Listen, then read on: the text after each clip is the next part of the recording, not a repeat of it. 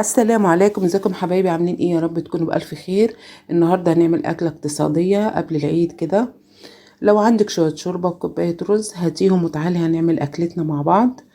وزبديتين كده، هنحط عليهم معلقتين دقيق بالشكل ده كده، ونقلبهم مع بعض ونسيبهم يختمروا شوية قبل ما نبدأ في أكلتنا. تمام كده. عشان يتقلبوا كويس حطيت حوالي معلقتين حليب. هقلبهم بقى كويس كده مع بعض.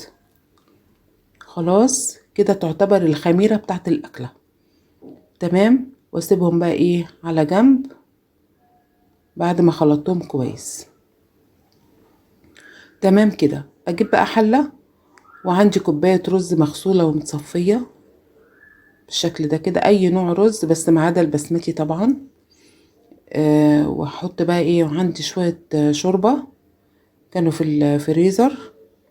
انا لما بعمل اي حاجة بسلقها بشيل الشوربة، بتنفع في وقت الازمات او وقت زي ده.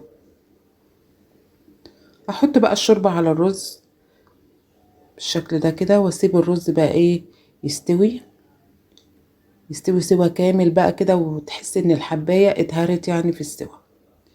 تمام. اغطيه بقى كده ونسيبه. هجيب بقى بصلتين واقطع البصل دوت شرايح كده رفيعة بالشكل ده كده. تمام. يفضل يكون بصل ابيض عشان ما يتعبكيش في التحمير، عشان البصل الاحمر بيغيب في التحمير وبيبقى غامق. خلاص كده الرز بتاعنا استوى في الشوربة. هحط بقى كوباية حليب. ادي اول كوباية، وكوباية حليب تانية طبعا هحطها. هما كوبايتين حليب اللي انا استخدمتهم على كوباية الرز مع شوية الشوربة اللي موجودين عندي. تمام كده. حطيت كوباية تانية بالشكل ده كده. اكلتنا النهاردة اسمها كشك الماظ. لو تعرفي الاكلة دي بتعمليها ازاي قوليلي في الكومنتات. متنسيش اللايك للفيديو لو لسه ما حطيتهوش. هجيب بقى طاسة كده على النار واحط معلقة سمنة او زبدة ومعاها زيت. عايزة تحطي سمنة بس مفيش اي مشكلة. تمام كده. انا حطيت زيت مع سمنة. احط بقى البصل بتاعنا كده احمره زي ما انتوا شايفين. لو لسه ما حطيتليش اللايك حطيلي اللايك واشتركي في القناة وفعلي الجرس على الكل عشان يوصلك مني كل جديد. تمام اهو بالشكل ده كده.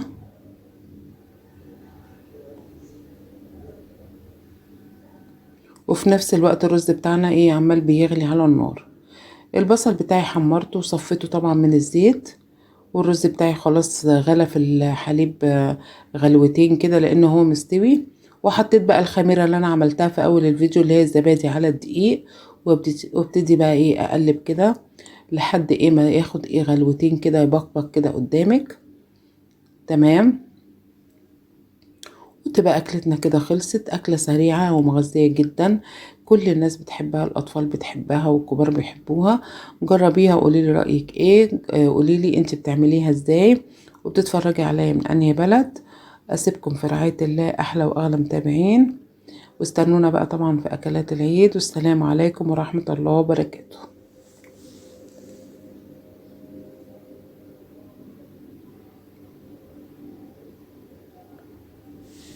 ونحط بقى كده البصل من على الوش كده. طعمه تحفة بجد والله. جربي الطريقة هتعجبك جدا. بشوية شوربة كوباية رز وبتقضي اليوم بأكلة مغذية وفيها كل العناصر.